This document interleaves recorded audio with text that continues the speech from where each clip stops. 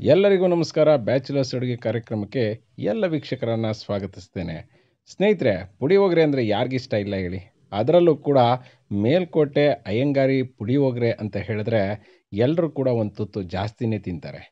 ಹಾಗಾದರೆ ಇನ್ಯಾಕೆ ತಡ, ಈ ಅಯ್ಯಂಗಾರ್ ಪುಳಿಯೋಗರೆ ಗೊಜ್ಜನ್ನು ಹೇಗೆ ಮಾಡೋದು ಅಂತ ನೋಡ್ಕೊಂಬರೋಣ ಬನ್ನಿ.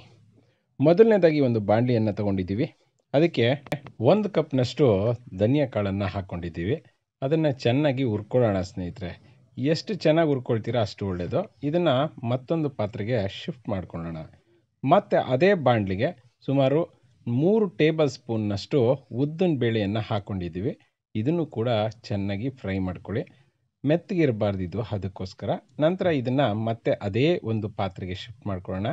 ಮತ್ತೆ ಅದೇ ಬಾಣಲಿಗೆ ಕಡಲೆಬೇಳೆಯನ್ನು ಹಾಕ್ಕೊಂಡಿದ್ದೀನಿ, ಸುಮಾರು 1/4 ಕಪ್ನಷ್ಟು. ಮತ್ತು ಚೆನ್ನಾಗಿ ಹುರ್ಕೊಳ್ಳಿ. ಇದನ್ನು ಹುರಿದ ನಂತರ ಇದನ್ನು ಕೂಡ ಅದೇ ಪಾತ್ರೆಗೆ ಶಿಫ್ಟ್ ಮಾಡ್ಕೊಳ್ಳೋಣ. ಸೊ ಇಲ್ಲಿ ಆಲ್ರೆಡಿ 3 ರೀತಿಯಾದಂತಹ ಐಟಮ್ಗಳಾಯಿತು.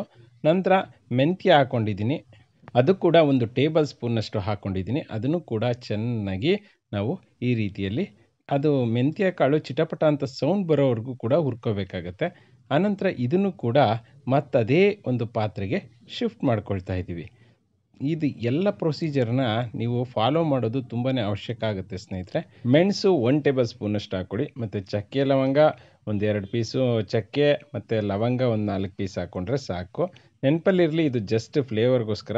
ಬೇಡ ಅಂದರೆ ನೀವು ಸ್ಕಿಪ್ ಕೂಡ ಮಾಡ್ಕೋಬಹುದು. ಇದನ್ನು ಚೆನ್ನಾಗಿ ಹುರ್ಕೊಂಡು ಮತ್ತದೇ ಪಾತ್ರೆಗೆ ಹಾಕೋಣ. ನೆಕ್ಸ್ಟು ಬೆಳಗ್ಗೆ ಮೆಣಸಿನ್ಕಾಯಿ ಹಾಗೆ ನಾರ್ಮಲ್ ಮೆಣಸಿನ್ಕಾಯಿ ಎರಡನ್ನೂ ಕೂಡ ಸುಮಾರು 1 ಹಿಡಿಯಷ್ಟು ಹಾಕ್ಕೊಂಡಿದ್ದೀವಿ. ಇದನ್ನು ಕೂಡ ಚೆನ್ನಾಗಿ ಹುರ್ಕೋಬೇಕು ಸ್ನೇಹಿತರೆ.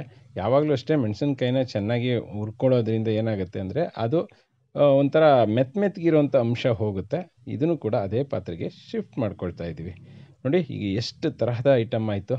ನಂತರ 3 ಟೇಬಲ್ ಸ್ಪೂನ್ನಷ್ಟು ಕರಿ ಎಳ್ಳನ್ನು ಇಲ್ಲಿ ಹಾಕ್ಕೊಂಡು ಚೆನ್ನಾಗಿ ಹುರ್ಕೊಳ್ಳೋಣ ಸ್ನೇಹಿತರೆ.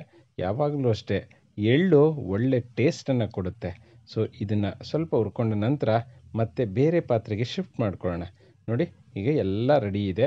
ಈಗ ನೆಕ್ಸ್ಟು ಕೊಬ್ಬರಿ ತುರಿ 3 ಟೇಬಲ್ ಸ್ಪೂನಷ್ಟು ತೊಗೊಂಡ್ರೆ ಸಾಕು ಸ್ನೇಹಿತರೆ. ಇದನ್ನು ಕೂಡ ಚೆನ್ನಾಗಿ ಹುರ್ಕೊಳ್ಳೋಣ. ಯಾವಾಗಲೂ ಅಷ್ಟೇ ಕೊಬ್ಬರಿಯಲ್ಲಿ ನೀರಿನ ಅಂಶ ಹೋಗೋವರೆಗೂ ಕೂಡ ಹುರ್ಕೊಂಡ್ರೆ ಸಾಕು. ತುಂಬ ಹೊತ್ತೇನು ಹುರ್ಕೊಳ್ಳೋ ಅವಶ್ಯಕತೆ ಇಲ್ಲ. ನೋಡಿ, ಈಗ ನಾನು ಎಳ್ಳು ಮತ್ತು ಕೊಬ್ಬರಿಯನ್ನು ಒಂದು ಕಡೆ ಶಿಫ್ಟ್ ಮಾಡ್ಕೊಂಡಿದ್ದೀನಿ. ಮಿಕ್ಕಿದೆಲ್ಲ ಪದಾರ್ಥಗಳನ್ನು ಒಂದು ಕಡೆ ಇಟ್ಕೊಂಡಿದ್ದೀನಿ. ಈಗ ಮೆಣಸಿನ್ಕಾಯಿ ಮತ್ತು ನಾವು ಏನೇನು ಹುರ್ಕೊಂಡು ಬಂದಿದ್ವಿ ಆ ಪಾತ್ರೆ ಒಳಗಡೆ ಹಾಕ್ಕೊಂಡಿದ್ವಿ ಅದನ್ನೆಲ್ಲನೂ ಕೂಡ ಒಂದು ಮಿಕ್ಸಿ ಜಾರ್ಗೆ ಹಾಕ್ಕೊಳ್ಳೋಣ ಸ್ನೇಹಿತರೆ. ನಂತರ ಸುಮಾರು ಒಂದು ಅರ್ಧ ಟೀ ಸ್ಪೂನಷ್ಟು ಅರಿಶಿನ ಹಾಕ್ಕೊಂಡ್ರೆ ಸಾಕು. ಇದನ್ನು ಮಿಕ್ಸಿ ಜಾರಲ್ಲಿ ಚೆನ್ನಾಗಿ ಪೌಡ್ರ್ ಮಾಡ್ಕೊಂಬರೋಣ. ನೋಡಿ, ನುಣ್ಣಗೆ ಪೌಡ್ರಾಗಿದೆ, ನೋಡ್ತಾ ಇರ್ಬೋದು, ಸಖತ್ತಾಗಿದೆ. ಮತ್ತು ಸ್ನೇಹಿತರೆ, ಬಾಣಲಿಯನ್ನು ಇಟ್ಕೊಳ್ತಾ ಇದ್ದೀವಿ. ಈ ಬಾಣಲಿಗೆ ಹುಣಸೆ ಹಣ್ಣಿನ ಒಂದು ರಸವನ್ನು ಸುಮಾರು ನಾನಿಲ್ಲಿ 1 ಹಿಡಿಯಷ್ಟು ಹುಣಸೆ ಹಣ್ಣನ್ನು ತಗೊಂಡು ನೀರೊಳಗಡೆ ಇಟ್ಕೊಂಡು ಅದನ್ನು ರಸವನ್ನು ಮಾತ್ರ ಇದಕ್ಕೆ ಹಿಂಡ್ಕೋತಾ ಇದ್ದೀನಿ. ನೋಡಿ, ಈ ರೀತಿಯಲ್ಲಿ ಹಿಂಡ್ಕೊಂಡ್ರೆ ಸಾಕು ಸ್ನೇಹಿತರೆ. ಈ ಸಿಪ್ಪೆನ ಬಿಸಾಕೋಣ.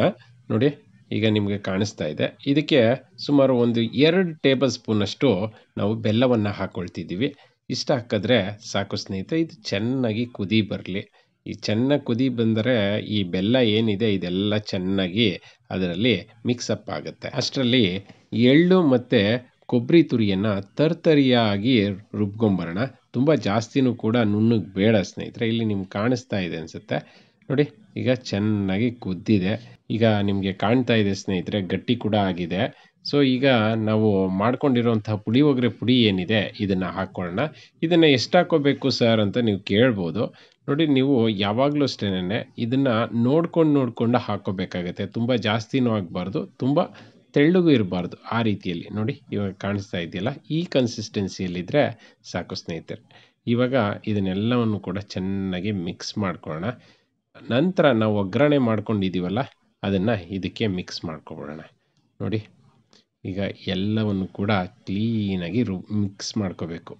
ನೋಡಿ, ಎಷ್ಟು ಟೇಸ್ಟಿಯಾಗಿರುತ್ತೆ ಅಂದರೆ ಸ್ನೇಹಿತರೆ, ನಿಜವಾಗ್ಲೂ ನೀವು ಇದನ್ನು ಮನೆಯಲ್ಲಿ ಮಾಡಿದ್ದು ಅಂದರೆ ನಂಬೋದೇ ಇಲ್ಲ. ಅಷ್ಟು ಯಾವುದೋ ಅಯ್ಯಂಗಾರರು ಮನೆಯಲ್ಲಿ ಮಾಡಿದಾರೇನೋ ಅಥವಾ ಮೇಲ್ಕೋಟೆದೇನೋ ಇದು ಪುಳಿಯೋಗರೆ ಅನ್ನೋ ಅಷ್ಟು ಚೆನ್ನಾಗಿರುತ್ತೆ ಸ್ನೇಹಿತರೆ.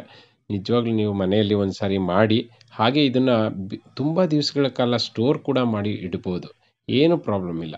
ನೋಡಿ, ಈಗ ಮುಚ್ಚಿ ಎತ್ತಿಟ್ಕೊಳ್ಳೋಣ. ಎಷ್ಟು ಎಷ್ಟು ಸಖತ್ತಾಗಿರುತ್ತೆ ಅಂದರೆ ಸ್ನೇಹಿತರೆ, ನಿಜವಾಗ್ಲೂ ಒಂದು ಸರಿ ಮಾಡಿಬಿಟ್ಟು ನನಗೆ ಕಾಮೆಂಟ್ ಬಾಕ್ಸಲ್ಲಿ ಕಾಮೆಂಟ್ ಹಾಕಿ ಹೇಗಿತ್ತು ಅಂತ ನೀವು ಹೇಳಬೇಕು. ಸೊ ಇವತ್ತಿನ ನಮ್ಮ ಒಂದು ಈ ಸಣ್ಣ ಪ್ರಯತ್ನ ನಿಮಗೆಲ್ಲ ಇಷ್ಟ ಆಯಿತು ಅಂದ್ಕೊಳ್ತೀನಿ. ಇಷ್ಟ ಆಗಿದ್ರೆ ಲೈಕ್ ಮಾಡಿ, ನಮ್ಮ ಚಾನಲ್ನ ಸಬ್ಸ್ಕ್ರೈಬ್ ಆಗೋದನ್ನು ಮರಿಬೇಡಿ ಸ್ನೇಹಿತರೆ. ಇವತ್ತಿನ ಪ್ರಶ್ನೆ ಏನಪ್ಪ ಅಂತ ಹೇಳಿದ್ರೆ, ಈ ಒಂದು ಪುಳಿಯೋಗರೆ ಪುಡಿಗೆ ನಾವು ಕಡಲೆಬೇಳೆಯನ್ನು ಎಷ್ಟು ಪ್ರಮಾಣದಲ್ಲಿ ಹಾಕಿದ್ದೀವಿ ಅಂತ ಹೇಳಬೇಕು. ಜೈ ಹಿಂದ್, ಜೈ ಕರ್ನಾಟಕ ಮಾತೆ.